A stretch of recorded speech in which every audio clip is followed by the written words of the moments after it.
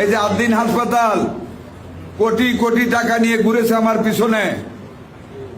আল্লাহর রহমত, আপনাদের দোয়া, কোনো টাকার প্রতি লোভ হয় নাই।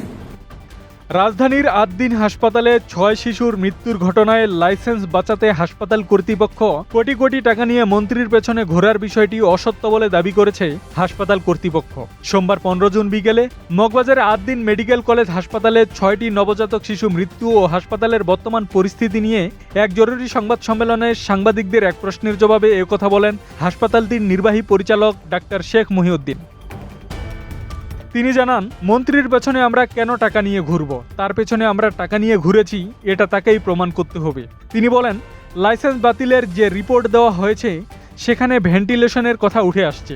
আমরা পুরো হাসপাতালের ভেন্টিলেশন সিস্টেম নতুনভাবে করেছি। হাসপাতালে বেকারি ছিল, এখন সেটা বন্ধ করা হয়েছে। বন্ধ ঘোষণার পর থেকে নতুন করে রোগী ভর্তি বন্ধ রয়েছে জানিয়ে তিনি বলেন, তবে বেশ কয়েকজন ক্রিটিক্যাল রোগী রয়েছে। হাসপাতাল বন্ধের সিদ্ধান্তের বিরুদ্ধে মঙ্গলবার আপিল করা হবে বলে জানান ডাক্তার শেখ মহিউদ্দিন।